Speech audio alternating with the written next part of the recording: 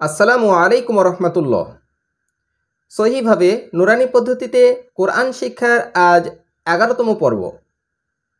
আউযু বিল্লাহি মিনাশ শাইতানির রাজিম। বিসমিল্লাহির রহমানির রহিম।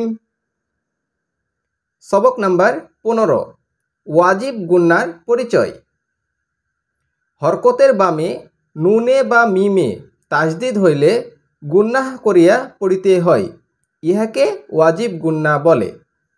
শুধুমাত্র যদি হরকতের বামে এরকম মিমে অথবা নুনে যদি তাজদিদ থাকে তাহলে এখানে গুন্না করতে হবে, আর এই গুন্নাটা করতেই হবে। এটাকে ওয়াজিব গুন্না, ওয়াজিব তরফ হয়ে যাবে, ওয়াজিবের বরখেলাফ হয়ে যাবে। এই জন্যে এখানে আমাদেরকে অবশ্যই গুন্না করতে হবে। সেটা শুধু হরকতের বামে হতে হবে, তানবিনে বামে হলে ওইটার ওয়াজিব গুন্না হয় না। তাহলে শুধু হরকতের বামে নুনে আর মিমে যদি তাজদিদ হয় তাহলে সেইটাকে ওয়াজিব গুন্না বলে। আমরা পড়া শুরু করি। আইন মিম জবর আম, মিম জবর মা, আম্মা। এই যে আমরা ধরে আসছি নাকের ভিতরে, এইটাই হচ্ছে গুন্না। আর প্রতিটা গুন্নায় স্মরণ রাখবেন, প্রতিটা গুন্নায় 1 আলিফ পরিমাণ গুন্না করে রাখতে হয়, অর্থাৎ গুন্নাটা নাকের মধ্যে ধরে রাখতে হয়। আইন মিম জবর আম, মিম জবর মা, আম্মা।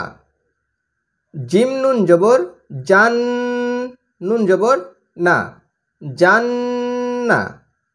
মিম নুন জবর মান, নুন জবর না, মান্না। সা মিম পেশ সুম, মিম জবর মা, সুম্মা। হা নুন পেশ হুন, নুন জবর না, হুন্না। হামজা নুন জের ইন, নুন জবর না, ইন্না। হামিম পেশ হুম, ইন্না হুম।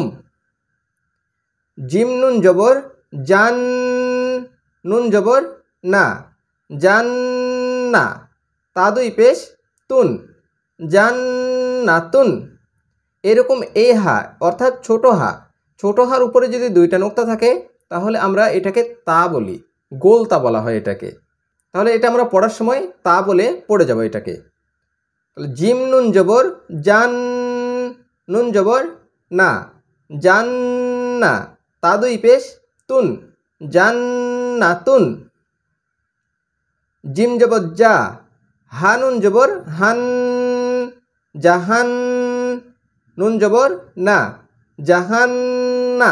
মিম জবর মা, জাহান্নামা।